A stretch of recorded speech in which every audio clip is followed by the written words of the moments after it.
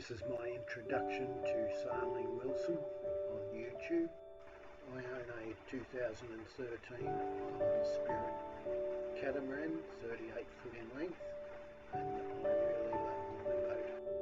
I'm sure you've heard this before, but please give me a thumbs up and subscribe to my channel and push on the notification bell. That'd help a lot. By the way, please share my videos with other people you know. I'm currently on the hard stand at Reback Island Shipyard, which is in the top middle of the photograph.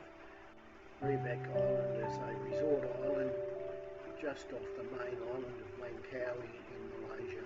Here's a Google Earth image of my boat just beside the blue dot on the hard stand. And here's a photograph of my boat just after I finished putting the copper coat on. I've still got a lot of work to do.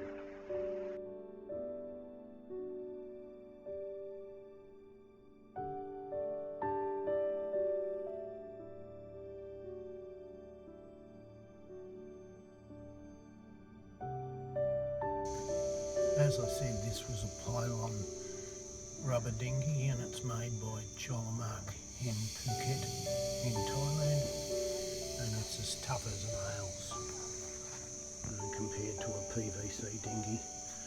Some of the PVC dinghies are not only weak in their fabric, but they're also a soft bottom boat, and this is a fiberglass bottom boat and strong. Used a two-part Hypalon glue, came with a primer and the glue. The dinghy was well and truly worn. It was used as the main workhorse. It's a pylon dinghy and it's really quite tough, but it's taken some damage over the years, 7 years old, and some of the holes were quite significant. I tried to repair them before, but it hasn't worked. This time I made a bigger effort by deflating it and putting bricks and weights on the patches. I've got 2 or 3 more days to go before I can start cleaning it up and make sure it stays afloat, stays inflated. There was a total of 6 of these little holes and scratches and dings that happen when you beach the boat or run into a pier. And I went around with the soapy water and sprayed the whole boat, and like I said, found 6 of them. I did 3 on the front, and then I did the 3 on the bottom once I turned the dinghy over to do a bottom paint job.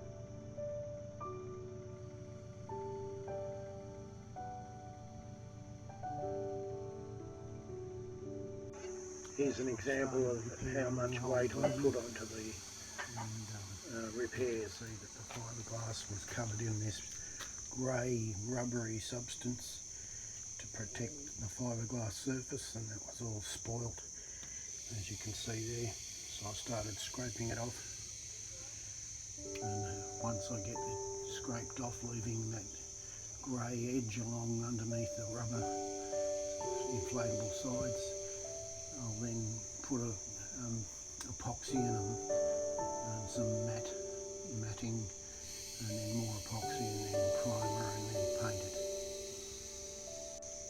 I'll do the same thing with the underneath side. There's some wear and tear from scraping up on beaches and things, so I'll have to do that as well.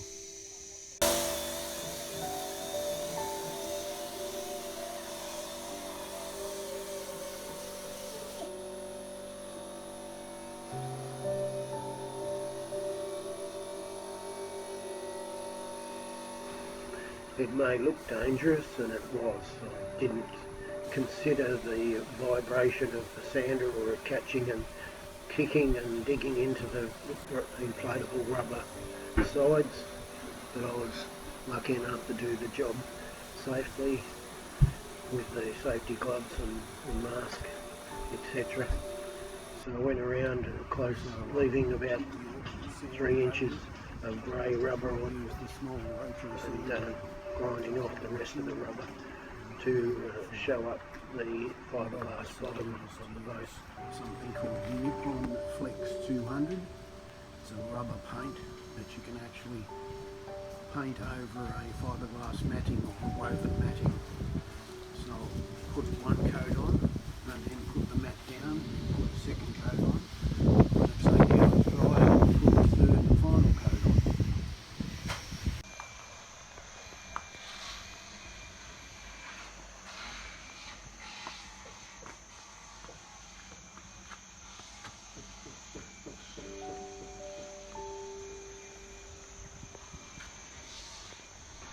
I was having trouble finding the Nippon Flex 200 paint in the local shops, so I took the boat around the side and turned it upside down and cleaned up the hole with a sander and filled with epoxy bog the holes that were in it from scraping it up onto beaches and things.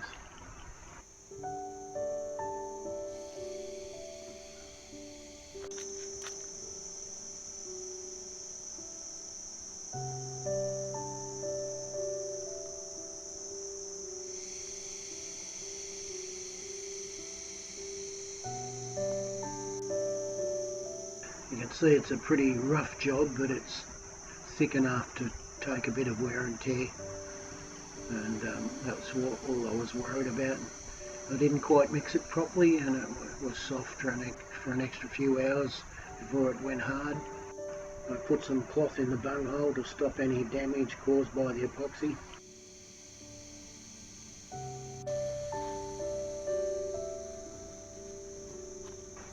I used some Kosan marine products.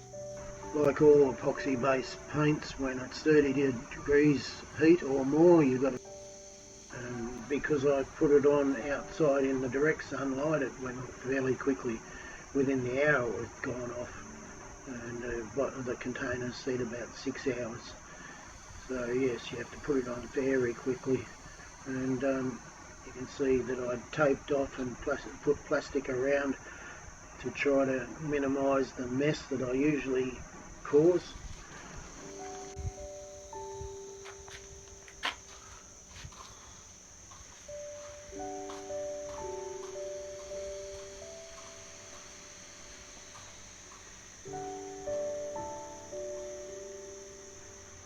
The first few coats were the primer in the Kosan trans epoxy sealer, and then the white finish coat.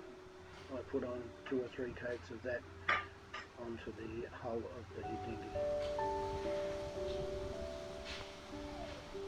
I was fairly happy with the job, considering it was rolled on. I couldn't use the spray gun because the 2-part epoxy just blocks up my spray gun, so I had to roll it on. So once the tape and plastic was off, it looked fairly neat. So here I am in 32 degrees of heat, rolling the epoxy resin mixed with a brown micro blend filler, and I did it in sections, and my wife made up the resin product. I used a 2-part West Systems epoxy resin, and I purchased 2 pumps, and one of the pumps, ball bearing inside the pump, blocked and caused me to not get enough hardener into the mix, and that made the mix soft. And once I realised that, I ended up having my wife mix it by hand. It's a 5-to-1 mix, 5 parts resin and 1 part hardener of this very expensive West Systems 2-part epoxy resin. And here you can see that I used a aluminium flat roller to roll out the the air bubbles to get it right. It was the soft roller was causing me problems, and that's why I changed over to the roller used for getting air out of the resin and mat. Here is the finished job of the resin and mat and the brown microblend filler. And as you can see, it's a little bit rough, but it's sanded up alright. And earlier in the video you heard me talking about a Nippon Flex 200, but I couldn't get that in the shops in Langkawi, so I was recommended and I got this smart coating, which was a elastic acrylic coating, and I bought the grey, which turned out to be closer to black than grey. And here you can see how it went on. It's quite ugly, but it covered up perfectly all the scratches and dents and holes and the patches that I'd put on. I put on a total of 6 patches, and it covered them up beautifully. But unfortunately it was quite ugly, and I really don't want to sand it, because it would just be superfluous. It would be a waste of time to sand it. Here are the 3 patches on the side, which I did earlier.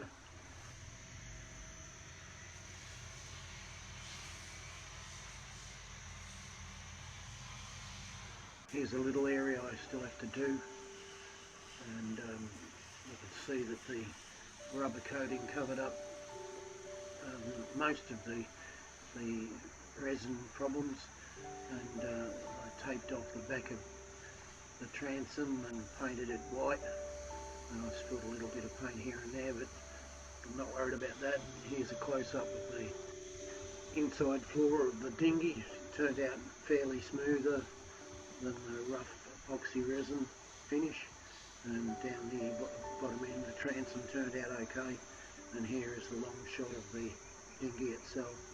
Now I'll wait a few days and see if the dinghy holds air. The video was produced by myself, and it's the end of part 20 of my haul out and progress report so far of my repairs to my dinghy at Reback Island Shipyard.